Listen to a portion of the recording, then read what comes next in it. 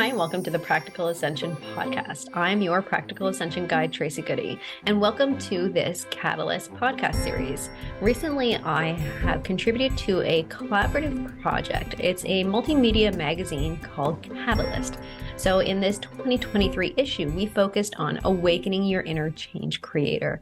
This magazine is for you if you identify as someone who is here to persevere and really create change, to connect into your soul truth and make things better. In this magazine, I am joined by 12 co-creators, all of whom are anchored in their soul truth and mission in their own way. Really, really powerful contributors. So in this series, I will be interviewing some of these fellow contributors so that you can get to know them and get a vibe for their brilliance that they bring to the world and to this project. You can get your copy of Catalyst magazine at the link in the show notes below. Today, I'm joined by Jennifer Redden. Jennifer is a multidimensional mentor and a quantum leadership guide who has forged her own unique way to success by guiding conscious female executives, directors, and industry leaders to awaken their leadership uniqueness so that they can make the impact that they are meant to make in this lifetime with integrity, clarity, and coherence. Her leading edge whole being approach focuses on embracing both the seen and unseen to increase the capacity of her clients' atomic structures. After a 17-year career as a respiratory therapist, the breath strongly influences Jennifer's work in supporting her clients to master their own unique energetics and build a harmonious infrastructure.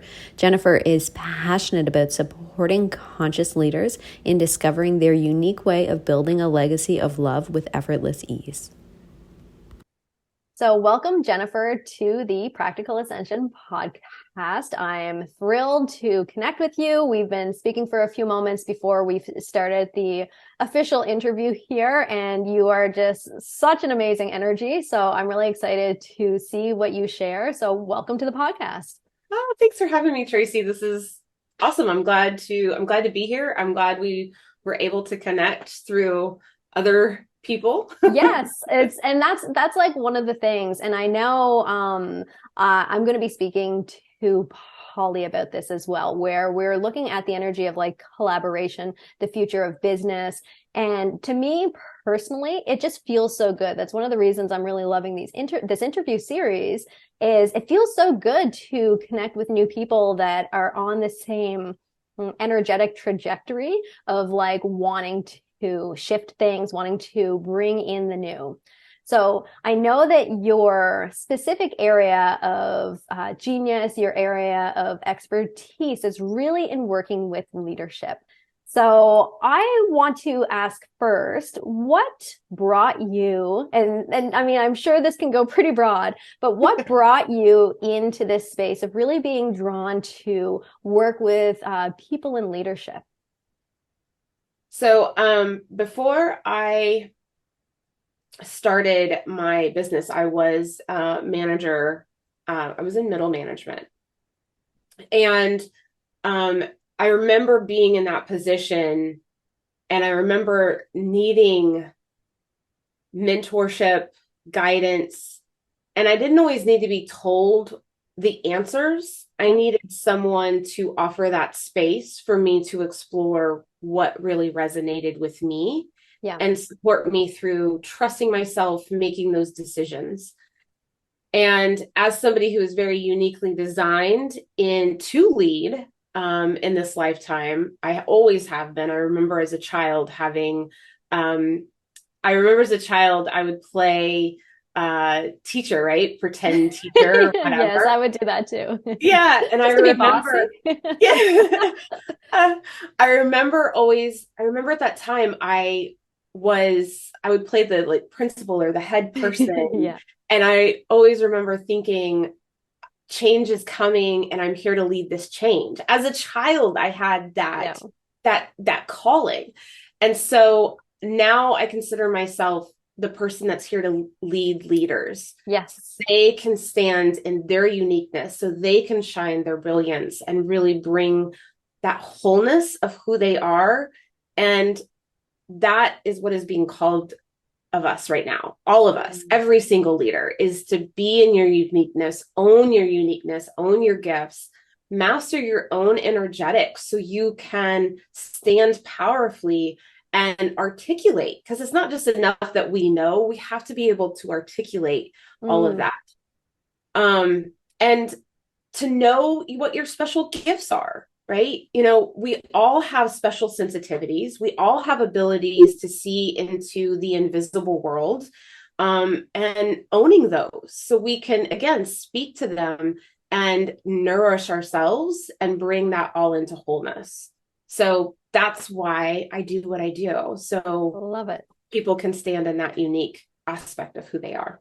And do you find like that is like when you're working with people, is it a bit of like a revelation or a surprise for them whenever they are reconnecting to like a deeper aspect of who they are? Just the way you said it, like, connecting to the unseen and their own unique way of working with people, working with energy, their own gifts.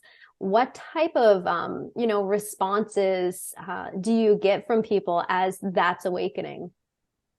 There's usually two stages to it, right? There's that like, oh, that makes so much sense. And then as it settles into, I work with the atomic structures within the DNA. Yep. And so the more it settles into those atomic structures, the more it settles into their DNA, then it's like, oh. They feel it. Right. You're like, yeah.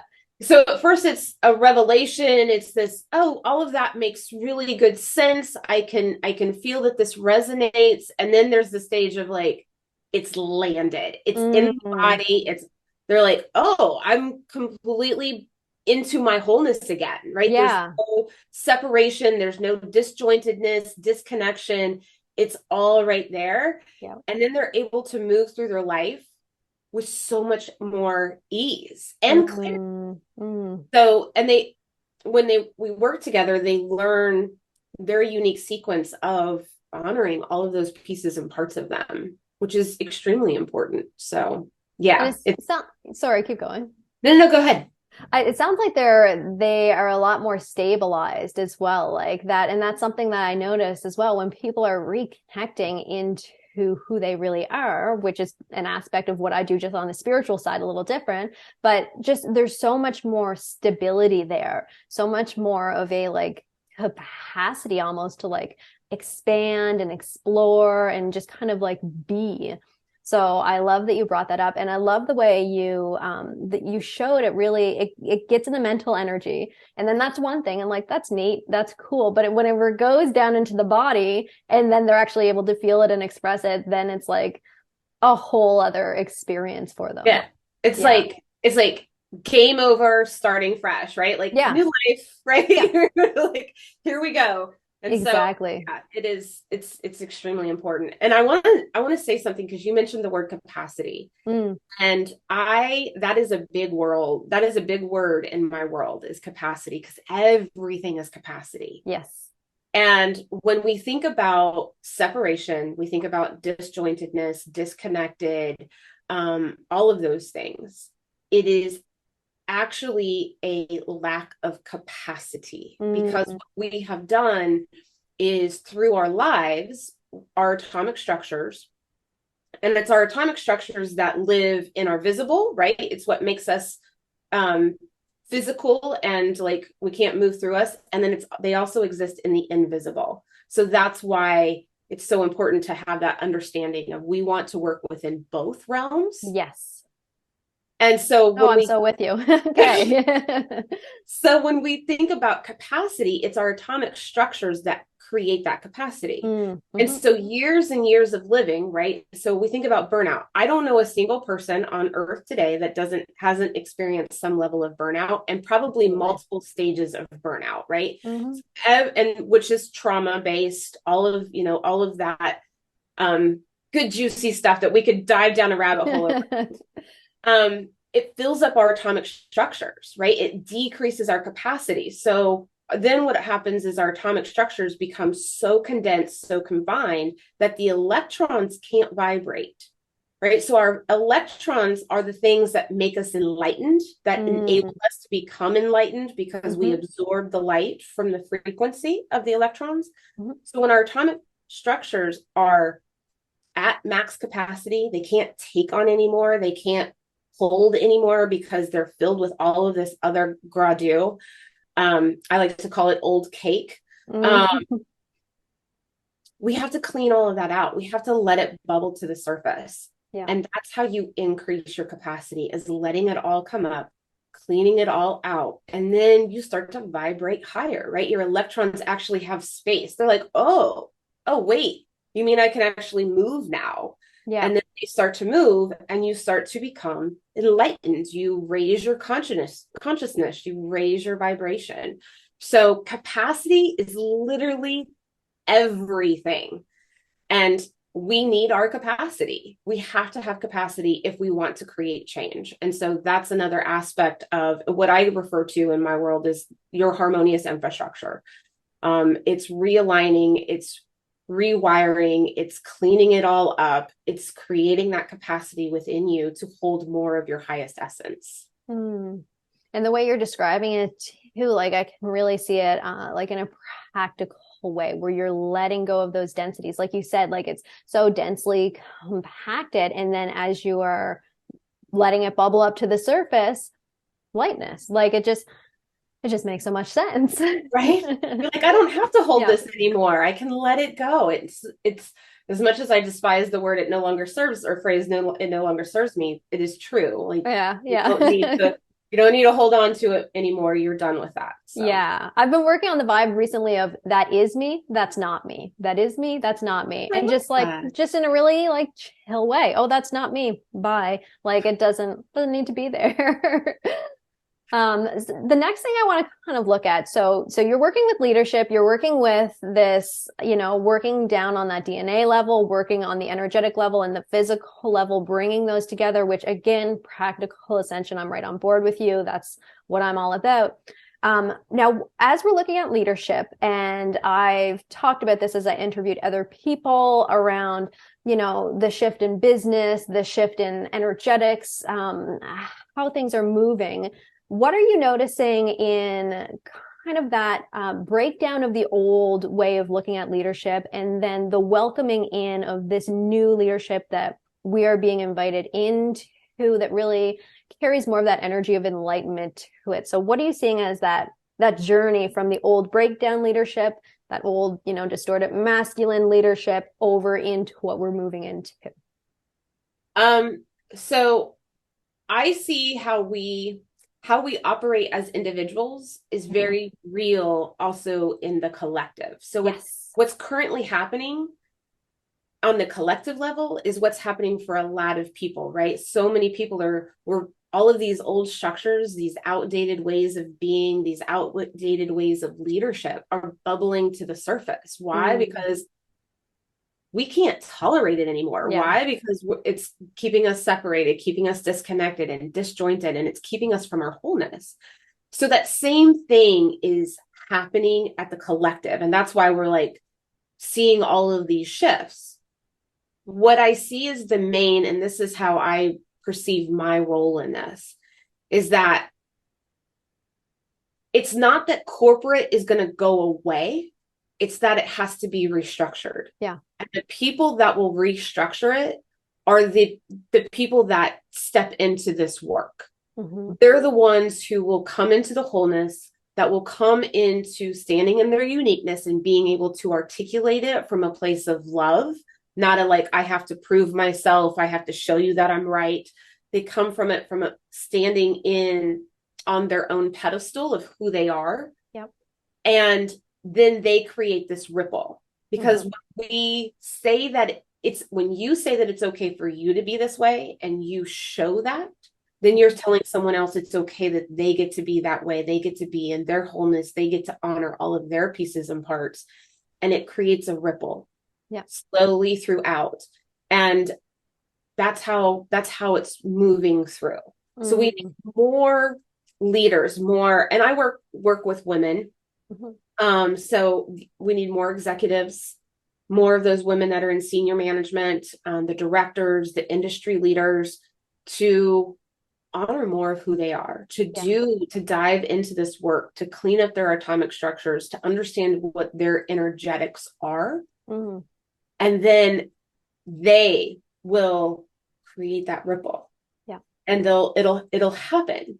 I say this all the time to my clients, and in multiple aspects. You do not have to be the one to be like, I'm going to cut this person off or set these extreme boundaries. The moment you raise your vibration, the moment you stand in your power, those things fall away because they're no longer resonant. You don't have to work at it. And we tend to think like, well, if I change, then I'm going to have to cut all of these people off. I promise you, they will fall away. Yeah. Those patterns, those ways, all of that will magically just disappear. And you're going to be like, wow, the path was made clear for me. It was because you're standing in your wholeness and you're vibrating higher. So there's not a resonance for those things to be in your life anymore. It is really creating that new like energetic reality for yourself, which then just shows up in your experienced reality. One thing that really flowed through as you're talking about that and putting yourself on a pedestal is the idea that moving away from being full of yourself to being full of yourself. Like, do you know what I mean? Mm-hmm. Like from that ego sense to that soul self, because you're embodying, you're embracing, you're loving yourself more and acting from that zone of who you really are, that zone of genius, that zone of being like really tapped in and connected is what it feels like, as opposed to like, I don't know, there's like a punching and a force energy to like that old way that is breaking away. And then, like you said, we need these change makers creating those ripples and then really moving into that, like there feels like it's such a smooth, transition to it. Like you said, all those things fall away. It's so much less work maybe than on a mental level you might think it's going to be. Right. Yeah. And the moment you come out of that mental energy, bring it into the body, that's where it all is. Yeah. It's not, we keep trying to use our minds to create change. That's not where change happens. Yeah. Change happens in your body, in your atomic structures. Yeah. And when we allow that mental energy to come in, when we allow ourselves to release the pressure, to release this idea that I have to prove that I'm worthy to be at the table, or prove that I am smart enough, or any of the force things to happen, all of that is mental energy. Yeah. And we create that, yes, we create that through our body. We create that through conditioning patterns, all of those patterns that we've been shown as successful. Yeah. I say when we think about coming out of the hustle culture, right? The forcing, got to make things happen. And we come into this place of, oh, well, I don't have to make anything happen. I get to be the change. And when I'm the change, things happen. That comes from having a new equation to success, where you come into expansive coherence within yourself. And when you do that, then you create potent actions that then have a rippling effect that create a legacy. And when we try to take massive action all the time from a place of discoherence or misalignment, right? As Abraham Hicks says, there's no amount of action that can make up for misalignment. Yes. So when we shift our focus to us being on the pedestal, us holding that pillar of light within us from the skies down all the way to the earth, that's where the magic happens. Yeah. Oh, I love this. So beautiful. I'd love to know what flows through to you if you are being asked by someone in a leadership position who's, very, very well opening to this work, expanding into it. What would be that first step? What would be that first shift or adjustment, what would you advise them to look into or to do? I'm going to give three things. Great. um, so the first one is the breath.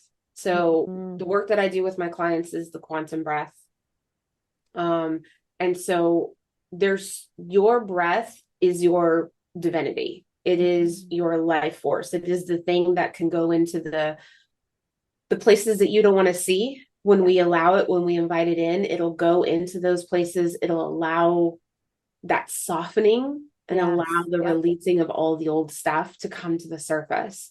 So this is the first thing I do with all of my clients is we set up a schedule of breath check-ins where you're doing it 3 times a day. You're doing it for a minimum of 5 minutes, 3 to 5 minutes. And we make it simple because as much as we want to, we're like, I'm going to go to the gym 5 days a week. When we try to take on, we got to keep it simple. It's got to be able to come into our lives, and we got to show ourselves that it's possible when we keep it simple. Yeah. So creating that simple habit of like, I'm going to do this for 5 minutes when I wake up. I'm going to do this for 5 minutes before I either walk into the building of work or before I start my work day. And then I'm going to do it 5 minutes when I get home from work. Creating that space where you get to come into coherence. So that's the first thing I always tell people. You want to get started, start with your breath. Yeah. It's easy. It's with you all the time. You can practice it when you're in the grocery store line. You can practice it anywhere and everywhere. Yeah. It requires nothing extra. So again, simplicity is key, and we want to keep things simple. The second thing is I love micro commitments. Again, I'm all about simplicity. I'm all about having things being incorporated into your life. So micro commitments, creating those 3 things that you can do every day that allow you to acknowledge that I matter. What I want matters. And when I take care of myself, things get to be easier. That can be such a foreign concept. Like if you've not thought about it before, like that sounds simple and like easy. And that's one of those things, like, for example, gratitude, where it's like, oh, it's fluffy, it's been done. But like, that's because it works. Yeah.